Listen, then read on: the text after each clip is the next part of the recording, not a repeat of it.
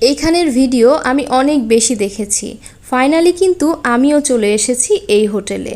আর এই হোটেলের খাবারগুলো আসলেই অনেক মজা। এখানের মূল আকর্ষণই ছিল গরুর বট আর গরুর নল্লি রান্না। দেখেন কালারটা কত সুন্দর এসেছে।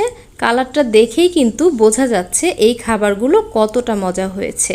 তো অনেক ভিডিও দেখেছি, আমারও কিন্তু আসার ইচ্ছে ছিল। তো ফাইনালি আমি আজকে চলেই এসেছি এই হোটেলটা। আপনারা কি বুঝতে পারছেন আমি কোথাকার কথা বলছি?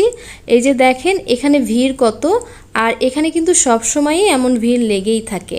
আর এই যে দেখেন আমি কিন্তু রুনা হোটেলে চলে এসেছি। এই হোটেলের ভিডিও অনেক বেশি দেখেছি।